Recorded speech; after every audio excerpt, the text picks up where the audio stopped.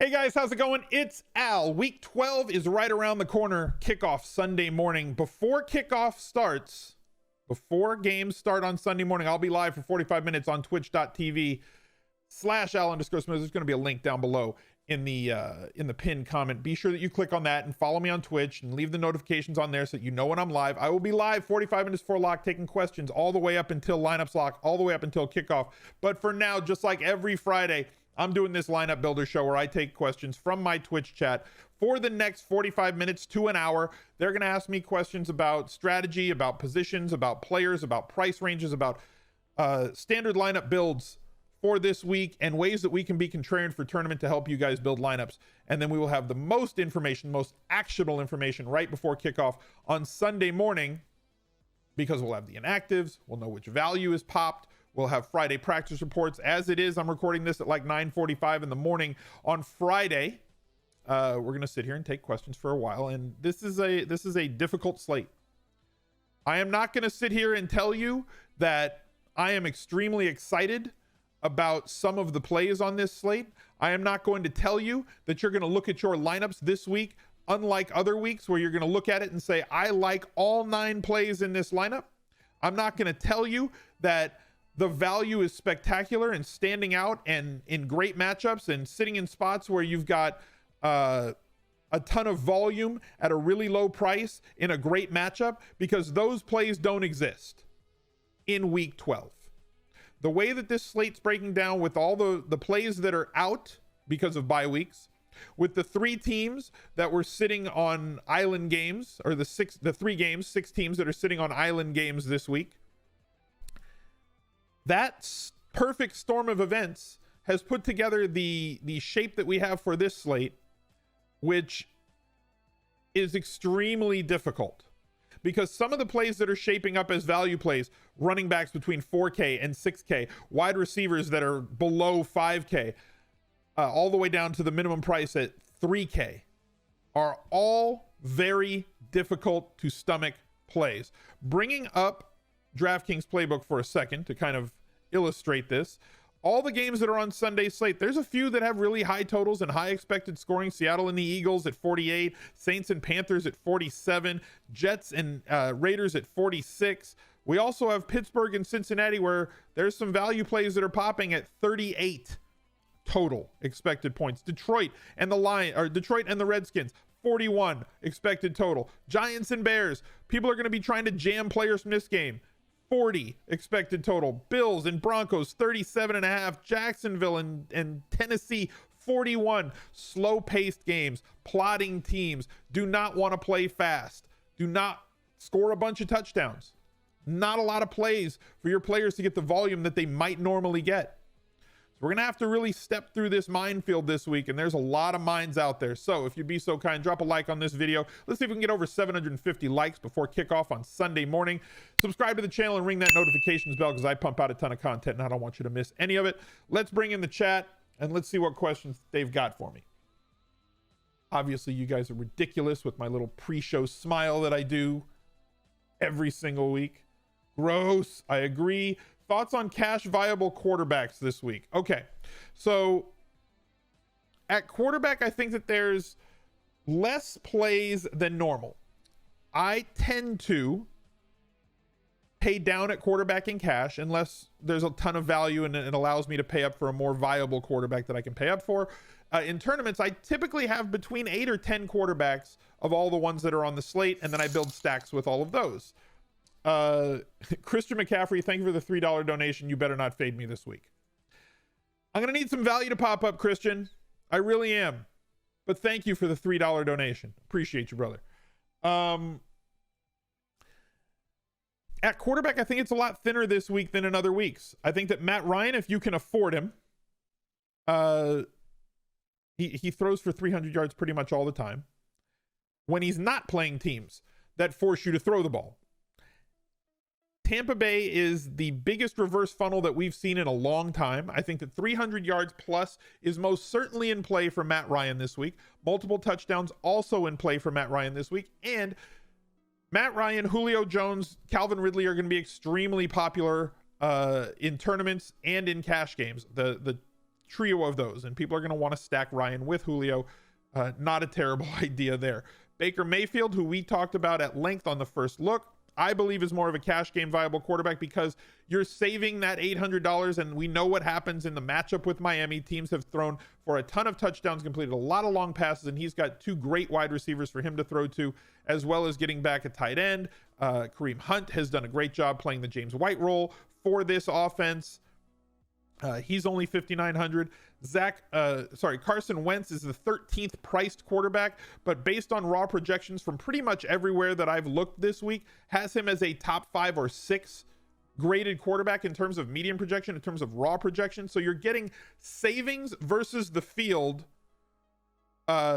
with his expected points from him this week going up against Seattle, who allows teams to be extremely efficient against when throwing to their tight ends. And as you know, Carson Wentz has two really, really great tight ends for him to throw to.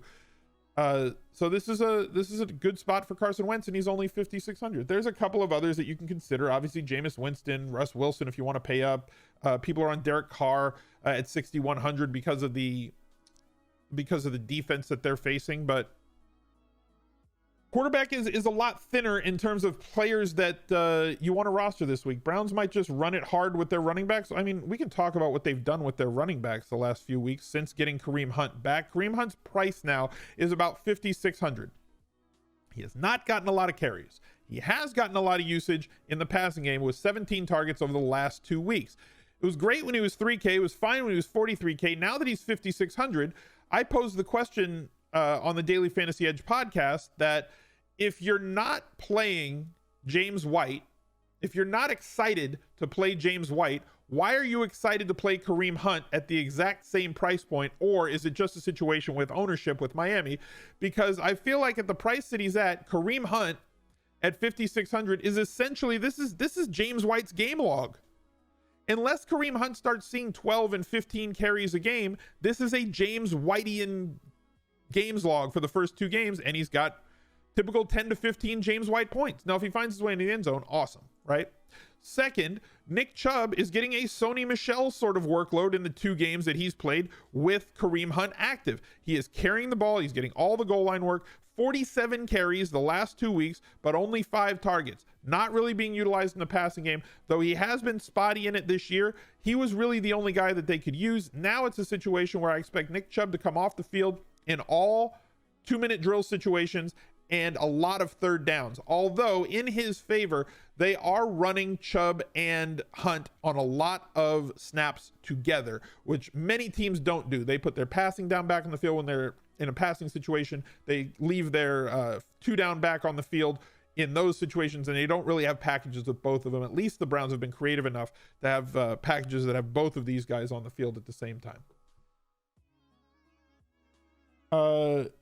Lolstar, thank you for the 3 months. Does anyone want to coach you on optimizers? There is a link that you'll see. There's going to be a box up here on the YouTube video that's going to show you the how to win on DraftKings playbook. There is tons of videos that I've done for every different sport, NBA, MLB, NFL, even showdown specific videos that will walk you through that. So just go to YouTube. If you're on Twitch, !YouTube in the chat, go check the playlist there. And there's plenty of videos to help walk you through all those things.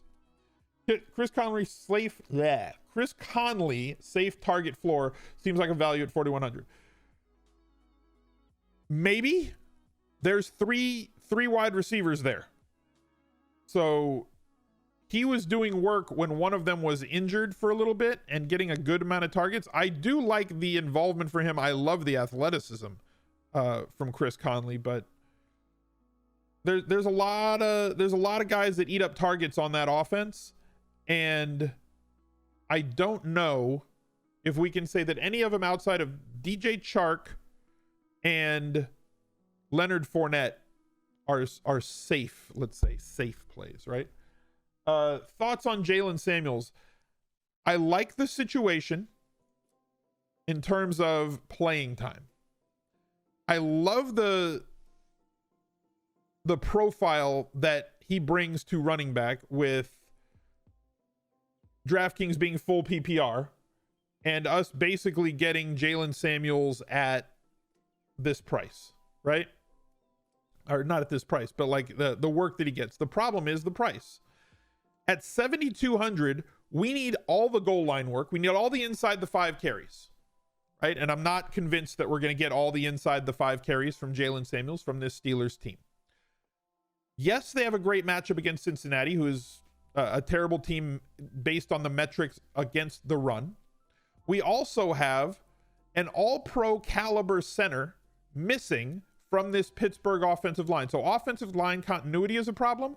Talent on the offensive line takes a massive hit. This game has a really low total, and he's probably not going to get all the carries in this backfield because we've seen them in situations if Connor is out, right? Let's be under the auspice that James Conner is not going to play in this game.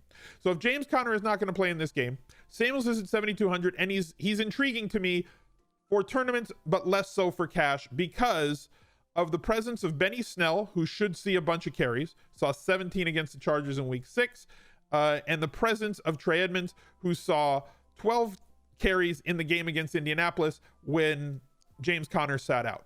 They don't want to hand the ball to Jaylen Samuels 15 plus times in a game. They just don't. And this game against the Rams, when there was no other options, when everybody else was hurt, they couldn't. Now they can. And I think that looking at a game maybe like where he gets 5 to 9 carries and somewhere between 6 and 10 targets is very probable. And now you're talking about that same situation we just talked about with Kareem Hunt and James White for $1,500 more. So I think he's tournament viable, not somebody I want for cash, mostly based on the other running backs that are priced around him in cash. Ezekiel Elliott, albeit against New England, Josh Jacobs against the Jets, who have been very tough against the run all year and extremely tough the last few weeks. Leonard Fournette at 7,300, I'd much prefer over Jaylen Samuels. Derrick Henry at 6,900, I would greatly prefer over Jaylen Samuels. And I think that I would even prefer to ram Chris Carson into the brick wall that's been the Philadelphia front 7 than Jaylen Samuels, just based on the volume that you project Chris Carson to get this week. He's been extremely viable every week with a very solid floor on a week-to-week basis, regardless of the matchup that they face. 17.3 points against Tampa Bay with 105 yards on the ground, albeit 59 of that came on 1 carry. So that's kind of where I'm standing on the running backs. I think Samuels is a tournament play, but not much else than that for me this week, mostly based on his price. Scarborough or Snell value in cash. Every single running back between 6,000 and 4,000 that people are going to ask me about whether they're a value this week they've all got warts. They're all tough to figure out. Joe Mixon, low total game. You know he's going to get the volume, right? So at least you know that when you play Mixon, but it's a really tough defense in Pittsburgh, conference opponent, all those sorts of things. And I'm never excited to play Joe Mixon. Kareem Hunt, based on previous usage the last 2 weeks and the way that they seem to be rolling out this offense, you're paying for James White here.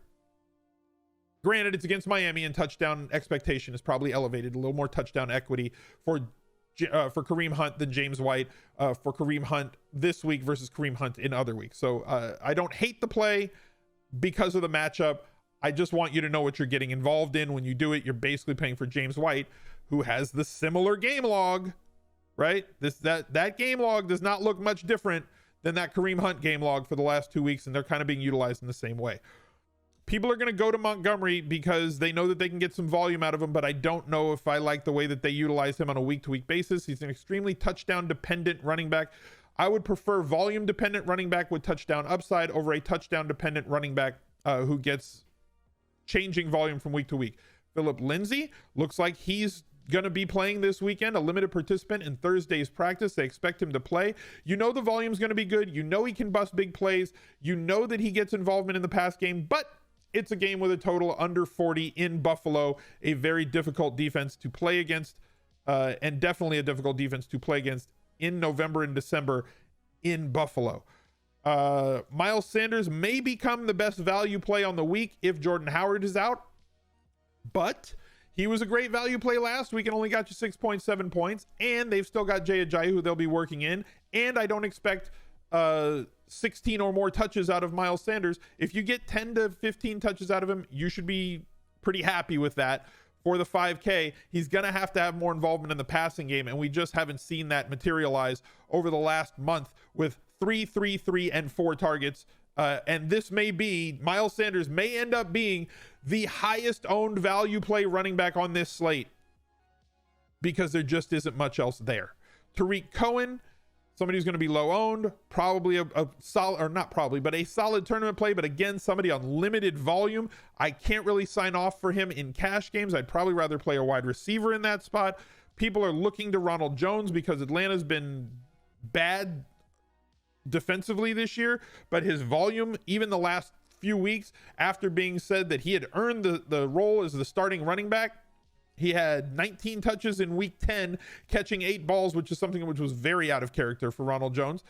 And then followed that up with a 6-touch game against New Orleans. He sits at 4,800. Again, nothing is safe. There's no high floor, high ceiling value play for the money this week. Tony Pollard gets his 6 carries.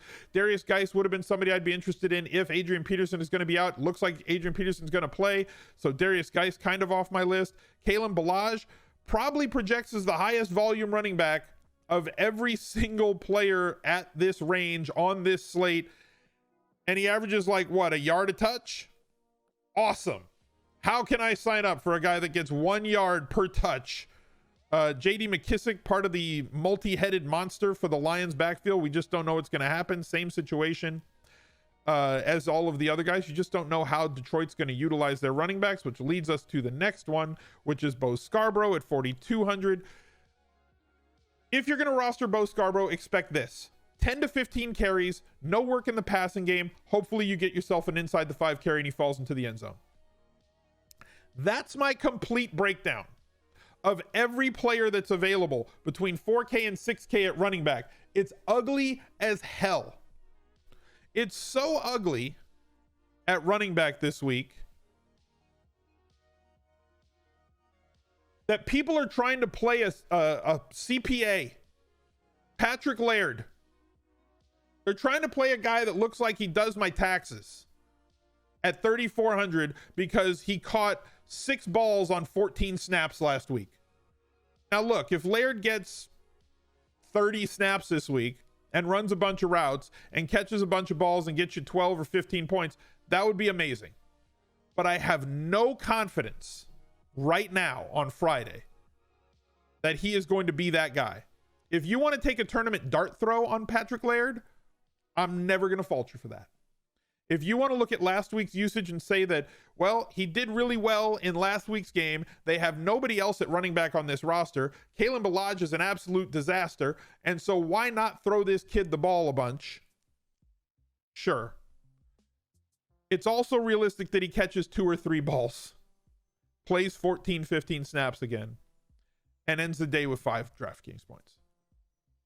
So there's nothing that's pretty this week.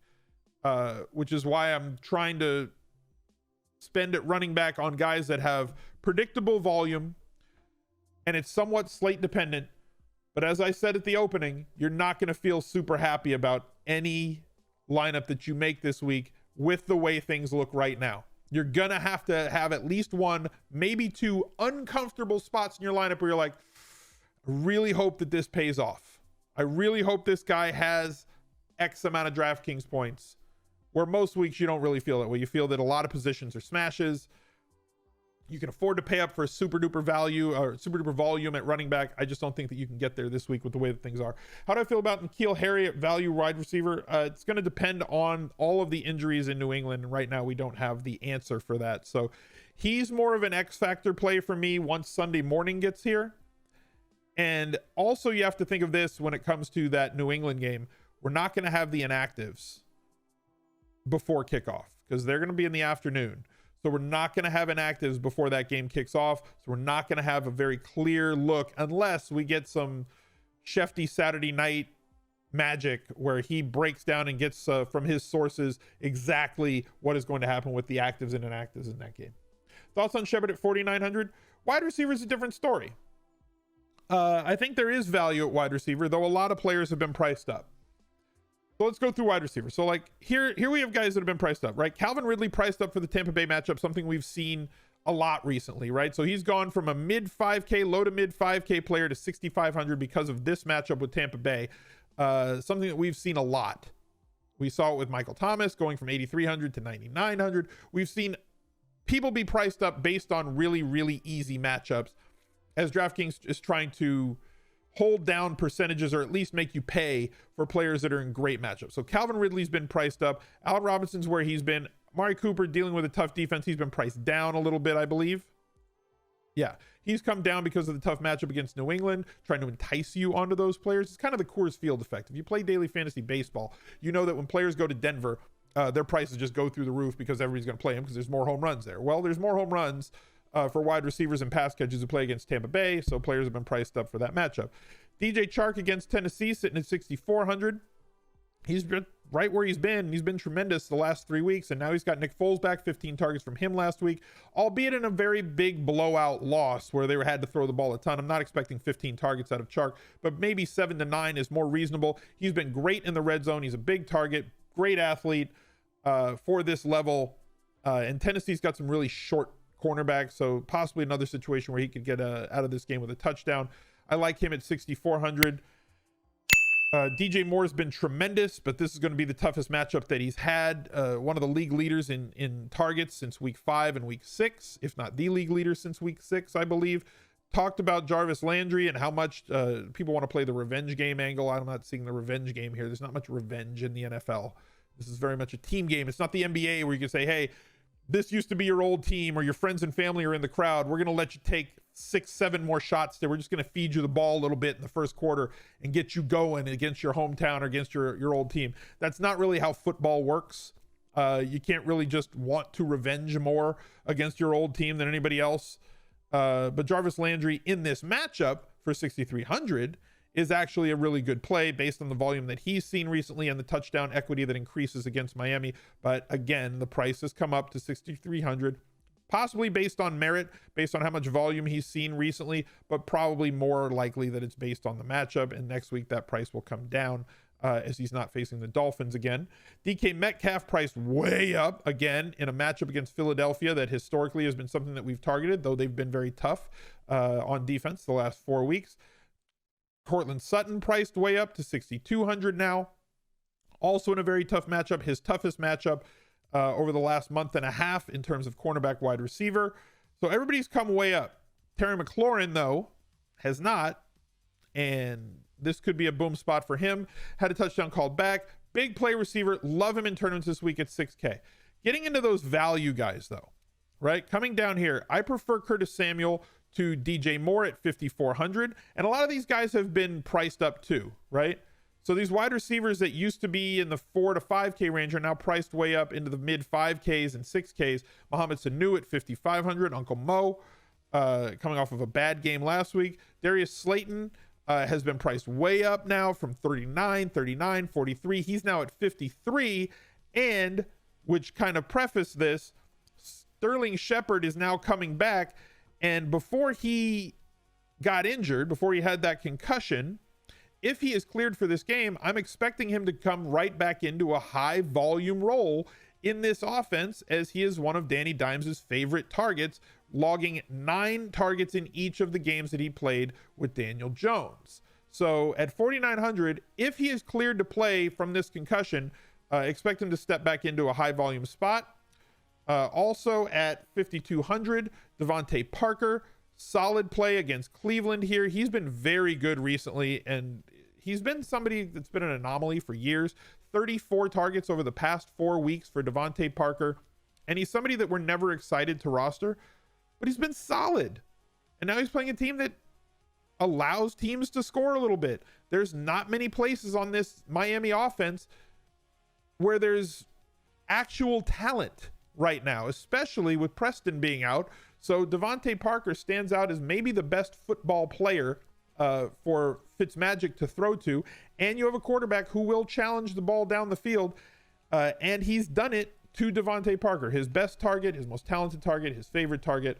has now been priced up a bit, but not as much as other players. Maybe a 5-10% increase here for Devontae Parker versus some players at other positions. So I think that he'll be popular, and rightfully so. Thoughts on Kamara? I think he's a really good player in a really good spot. And I think that people are going to go after him. I mostly think that a lot of Kamara usage is going to come from people that aren't going to play Michael Thomas. So they're going to play Julio Jones, and then they're going to say, well, I want access to that Saints game and that Saints offense in this spot against Carolina. And Carolina's been really bad against running backs from a DVP perspective, defense versus position. And so they're going to lean on Kamara, who pops as a very good value this week, and rightfully so, coming off of the 10 targets he had last week. How many targets has he had the last 4 weeks? He's been tremendous, actually, recently. 10 targets, 8 targets, 7 targets, 35 targets for a running back the last 4 weeks. Has not scored a touchdown in the last month. With that amount of volume, even with him not being a 20 carry guy, even with Latavius Murray possibly usurping a lot of those inside the 5 carries and the Taysom Hill project, which I absolutely hate, for a lot of different reasons. I don't want to go down that rabbit hole, but like, it's stupid. You have one of the best quarterbacks of all time. So let's get to the most high leverage spot on the field and let's take him off the field. Can we get some galaxy brain spam in the chat? Like that. It's the most galaxy brain thing in the world that they bring in Taysom Hill inside the red zone and inside the 5-yard line when they have Drew Brees on the team. It's the most galaxy brain thing that they could do. You want to put him in the huddle so that the other team might have to think about something and still have Drew Brees take the snap? Fine. You want to shift and maybe see if you can get a different look? Fine. They just use him too much. Massive galaxy brain there by the Saints. They're just better with Drew Brees under center. Now I'm mad. Any punt tight ends for cash? The island of Foster Moreau. Are we really chasing Foster Moreau touchdowns now? Is that what we're doing?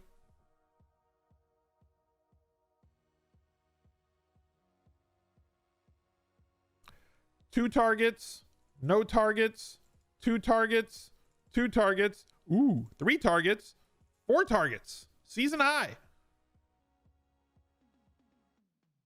Foster Moreau it's just not my style. If I'm going to punt tight end, it's going to be somebody who gets me 5, 6, 7 targets. Right? Those are the guys that I tend to look at tight end if I'm looking for a value play. Right? So, and as I said, all the value plays this week have warts, guys. So like every one of them is going to make you a little bit sick. But like Vance McDonald, 7 targets each of the last 3 games. He's got a quarterback that has as much trouble throwing it to his team as anybody. He's going to throw it to the other team a lot. And they're missing an offensive lineman, but they're missing a lot of targets. There's been a lot of vacated targets in this offense because of all the injuries. So Vance McDonald could be in line for another 7 targets at 3,500. But how valuable are those targets going to be? We're hoping that he gets his way into the end zone. There's not a lot of scoring expected. It is a good matchup against Cincinnati. But if you look through this game log, there has not been one week this year where Vance McDonald has had more than 40 yards receiving. So 3 catches for 40 yards would be a good game for Vance McDonald based on his game log from this year. And that's 7 points for 3,500. That's not quite enough. So we're hoping that he has a little bit of a better game. Maybe he gets 8 or 9 targets. Maybe he has 5 or 6 catches for 50 or 55 yards. Maybe he falls himself into the end zone. And if he does, it's going to smash value for him because of the low price. But I think he's the number 1 value play at tight end. If you want to go after the Gesicki targets, at least there's targets. But like, I'm not convinced that with as great of an athlete as this kid is, and he is an absolutely great athlete at that position, super fast, hyper agile, big catch radius, all those sorts of things. He's just not been that great of a football player. But I get it because you're chasing targets. TJ Hawkinson had that big week 1, but has kind of been spotty in this offense and kind of disappeared from time to time, rightfully, understandably so. Jaden Graham has been priced up in the possibility of the absence of Austin Hooper and the matchup with Tampa Bay in his big supposed to be come out game last week. He had 2 targets. He's right there on the island with Foster Moreau. The cheapest that I think that I can go, and somebody actually just said this in chat, would probably be Ben Watson with nobody else there to catch the ball for the Patriots. If we have a lot of injuries and inactives there, he might see 4, 5, 6 targets against Dallas, who's not a terrible matchup for tight ends. So there you have it. Like that's kind of it for me at tight end. There's not a lot of value this week anywhere on the board, even at tight end. Noah Fant has been good. I will give you that. Noah Fant's been good. But the problem with Noah Fant isn't Noah Fant. It isn't with Noah Fant's volume, because his volume's been great. 10 targets, 4 targets, 8 targets since the Manny Sanders trade. The problem is Buffalo is extremely good at defending tight ends. And that could limit somebody even as good of an athlete as Noah Fant is. Hawkinson is a disappointment. I think Hawkinson is fine, but how can you warrant getting him the ball? And I think that it's also scheme, right? Like, I just don't see many paths to paying up at tight end, right? So I think most people are going to be looking for value at tight end. I don't see very many paths to paying up. I think Ertz is in a really good spot, right? We've played tight ends against Seattle a lot this year because of how efficient they've allowed quarterbacks to be when targeting their tight end. I think Ertz is in play. I think Goddard's in play if you want to pay down. I think he's what, 3,700 for Goddard? Yeah, 3,700 for Goddard in the same situation. Ertz with 22 targets the last 2 weeks. He's catching like over 80% of the balls thrown his way the last 2 weeks from Carson Wentz, and all other Philly receivers are catching like 52% of the targets thrown their way, all their other pass catchers. So, you know, they're Bible study buddies, the Bible narrative, if you want to go with that, that Zach Ertz has been a security blanket for Carson Wentz. And when he gets in trouble, he just fires the ball at Ertz. And there's just nobody else that's as talented as him on this offense right now, especially if Alshon is injured again this week. Thoughts on the Giants tight end situation? I have no idea what to do with that situation. I'm going to lean on Jordan Rannan's analysis there. He's the beat writer for the Giants. He's a friend of mine and does a really good job with their stuff. So we're going to have to see exactly who they think is going to get the most snaps, because they're all going to be cheap. And I mean, they're just all hurt, right? Evan Ingram, Red Ellison, both going to miss this game, which means that you've got Scott Simonson, sounds like local plumber, and Caden Smith, who in a different universe is Will Smith's son. I have no idea how New York's going to utilize either of these guys. At least not right now. Hopefully I'll have a better read on it by Sunday morning.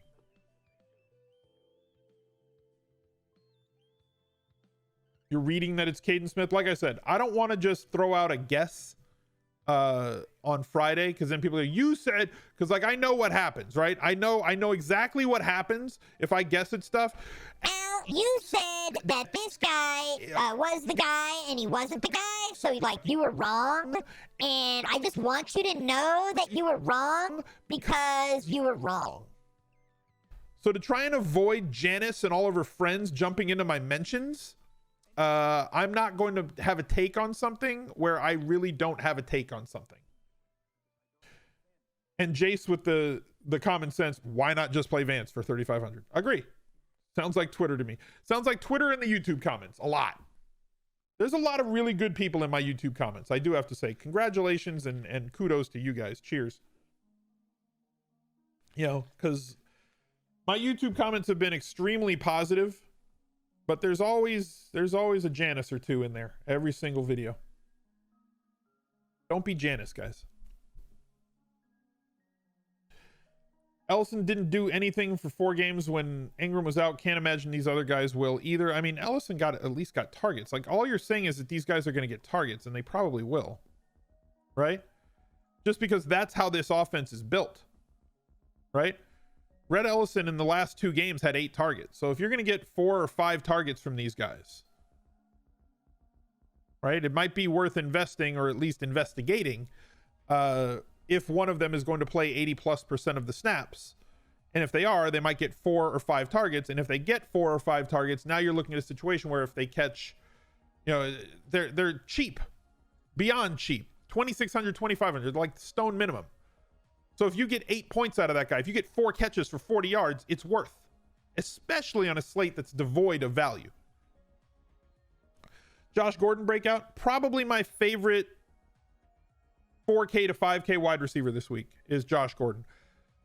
But there's a caveat here. There's always a caveat with me, right? Like I'm never the take lock guy. I've never been the take lock guy, and I never want to be the take lock guy. Tyler Lockett is the primary target. Limited at Thursday's practice. We have to try and figure out if he's going to be active on Sunday or if he's going to be active on Sunday. And for those of you who watched the Thursday night game, T.Y. Hilton was active, but he was really active. He did not play that many snaps. He could not run that many routes, but he was out on the field. A lot of the time when he was out there, he was kind of a decoy. He could not do the things that he wanted to do. If Tyler Lockett is going to be at all limited in terms of his snaps or production on Sunday, that means that DK Metcalf is going to be in his full role that he is normally in, which has become a very good role in this offense, especially in the red zone and the end zone. And this price up against Philly is very warranted based on the volume that he's had. He still doesn't have enough touchdowns based on the volume that he's had in the end zone and in the red zone this year. He's one of the league leaders, top 5 in both of those categories. But Josh Gordon, now with a bye week, 2 weeks to work with Russ Wilson, especially with Tyler Lockett being injured during those practices and not having as much time, having time in the film room to digest the playbook, all of the things that happen over a bye week, it's not out of the realm to expect Josh Gordon to play even more snaps than he played the first week with the team against San Francisco in a very tough matchup for wide receivers. Now he gets an even better matchup for wide receivers because San Francisco is extremely tough, and Philadelphia, though a tough defense on paper and has played well the last 3 or 4 games, I'm going to give them credit for this, those defensive backs are very beatable. And Josh Gordon, to me, at 4,200 is an absolute bet on talent at a low price in this matchup, again, on a slate that is devoid of value. Best GPP week in a while. Can't wait. I don't disagree with that. You're going to have a lot of spots this week that you can leverage the field. So for those of you who don't know what leverage the field means, because I use a lot of terms that are DFS centric, and I know that on YouTube we have a lot of people that aren't really steeped in DFS verbiage and haven't been in the DFS bubble for a long time. And I've been playing this game and I just kind of say things because this is just how we speak. But let's say a player is going to be like 5% owned or 3% owned. And you believe that this player is somebody who has maybe a 8-point floor, but a very possible 25 to 30 point ceiling. You can take a higher percentage of that player in your lineups. Now, this is if you're making multiple lineups for tournaments. You don't have to make 150 lineups to leverage the field. You can make 5. Everybody that you roster is going to have a percentage of your ownership tied to them. So if you roster somebody in 3 of your 5 lineups, you're going to have 60% exposure to this player. If the field has 20% exposure to that player, you have 3x the field. You have 3 times the amount of that player in your lineup than the others. So when you have low-owned players that you think have a definitive role on a team and maybe have a good matchup and should have a little bit higher touchdown equity this week than others, you have a 5% player that you own 15 or 20% of in your lineup, so that you roster at 15 or 20% clip across your lineups, you're overweighting the field. If you're playing a player, or if you take a player that's going to be really highly owned, let's say somebody like Julio Jones this week is going to be really highly owned, and you're going to say, I'm going to do something different that most other people aren't going to do. If Julio Jones, and I'm not saying to do this right now, but if Julio Jones and Matt Ryan are the play that everyone is playing, then the leverage play off of them would be the running back. So somebody like Brian Hill, right? If Brian Hill has 2 touchdowns, everybody has Julio Jones is tilting, and you've got the one guy that scored it. A more realistic one, if you're looking at playing Derrick Henry, as a lot of people are looking at playing Derrick Henry this week, something that we don't always do on DraftKings, but Jacksonville is a good matchup against running backs, giving up one of the top 5 in the league at rushing yards per game. They've given up over 200 yards rushing to opponents 3 different times this season. Derrick Henry's going to carry a lot of ownership this week. So if you want to pivot off of him, what if A.J. Brown suddenly has a touchdown or a 2 touchdown game that he's already had this year? and nobody's going to be on AJ Brown this week against Jacksonville because of reputation and the fact that people don't want to play two players on this team, and a lot of people are going to have him. You play the running back, or if everybody's playing the running back, you shift to the passing game. If everybody's playing the passing game, you shift to the running back. It's very easy to leverage the field, both on percentage and based on where the plays are going to be. That's just kind of, it is what it is, right? It's one of those things that you do that's, to me, a way that you can try to take advantage of the field. In 3 max GPP, what player pool is too large, and how do I mean, I'm not thinking about player pool if I'm doing 3 max. Right? So like player pool comes into play when you've got like 10, 20, 50, or 150 lineups. Right? So for 3 max, I'm building specific lineups. Right? So I'm going to build one lineup that's pretty straightforward and probably very chalky with a couple of spots in it that won't be. I'm going to build another lineup that's a little bit higher correlated, maybe a small game stack surrounded by core plays. And then I'm going to build one that's going to be a little bit more contrarian. I'm not looking for every player to be less than 5% owned in that lineup, but I've said there's very easy ways to be contrarian before. If you want to be very easy to be contrarian, take whatever projections you look at the highest values at every position and cross the top 3 off. Or if you use ownership projections, take the 3 highest owned players at every position and cross them off, and then build a lineup with the rest of the ownership, with the rest of the sheet that you have. You will immediately still have plays that are high value plays, high volume plays, players against really good matchups, players in good spots, but you'll be building a lineup that has a lower combined ownership than the other lineups will have on default, whether you're crossing off the top value plays at each position, point per dollar plays, or whether you're crossing off based on ownership. There's very easy ways to build contrarian lineups without being stupid and without having to try and go full galaxy brain and play 4D chess and go completely off the reservation. You just don't have to do that. Just think a little bit differently while still playing good players in good spots. So if you're playing 3 max or single entry, player pool is not important, right? Because you don't have enough lineups for you to have really a big portfolio of players. You're thinking more specifically about how you're building that individual lineup. Thoughts on Driscoll versus Washington? Cash viable. What? Like Driscoll, sure.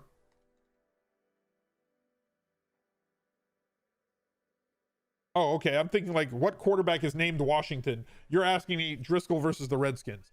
Got it. You confused me. You got me. Congratulations. Yeah, Driscoll's fine. It's not thrilling. Like, I'm not excited to play Driscoll in cash this week. Like, if I'm going under 6K for quarterback in cash, it's probably going to be Baker Mayfield, and I think he's great for tournaments as well because of the touchdown upside, increased touchdown equity that Miami brings. And you can stack him very easily with 1 or 2 of his pass catchers, and that would include somebody like Kareem Hunt if you're playing a stacked Baker Mayfield lineup. Darnold against Oakland. Oakland's been really bad against opposing wide receivers. You can use Darnold in tournaments this week, though I think he's less of a cash game play. He does have multiple touchdown upside, as we've seen. This offense is on the upswing, and this is the matchup to do it while at home. And Carson Wentz represents, to me, the best value at quarterback on this slate, both based on his expected output, the total in this game, the matchup, and how it fits with how this offense runs, and the fact that he is probably projectably the 4th or 5th highest raw projected quarterback on the slate, but the 13th highest priced quarterback on the slate. So those would be my favorite value quarterbacks, but I'm not going to look at a Driscoll lineup and say that's a terrible lineup because they are playing Washington.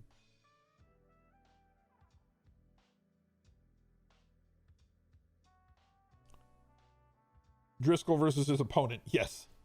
Singletary or Alshon Jeffrey and flex for GPP. I don't know.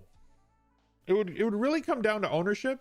I think that I'm probably going to go with Jeffrey there on first glance without really digging into that. But like, that's more of a Sunday morning question for me. Like when I have a better overall grasp on the thing. Wentz is a good price. Wentz is a great price. Wentz should be like 6,200, but he's 56. If I tip 200 bits, will you build me a good cash game lineup? No, but I will help teach you how to build a better one for yourself, just like I've done this entire hour. Who do I like in the 63 to 6,500 range? For tournament or for cash? Because for cash, it's Le'Veon Bell. There's nobody else in that range that projects to get 20 plus touches, right? So for cash games, you want the volume. He's got a rushing touchdown each of the last 2 weeks. He's getting the ball inside the 5. This offense is on the upswing and faces a team that is allowing teams to move the chains. Hopefully he gets more of the 4 to 6 catch range this week, but he's been extremely solid the last 3, especially for the price. Good floor, good ceiling combo there for him. So to me, he's probably the best cash gameplay. For tournaments, Ridley at 65 is very good.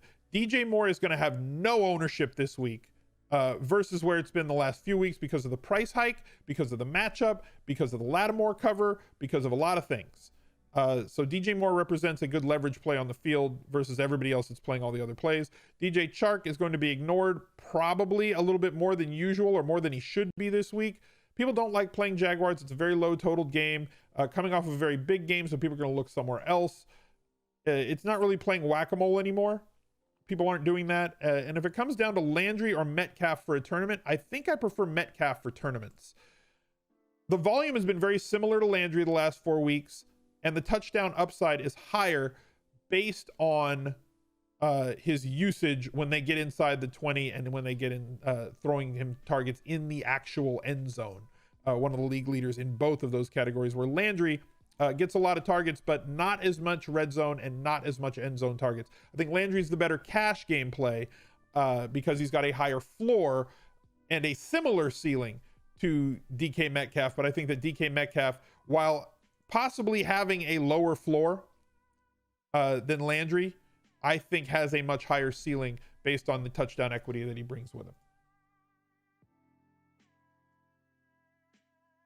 Is Metcalf a better play than Gordon this week? Metcalf is like 2,100 more than Gordon this week, and his volume is more secure.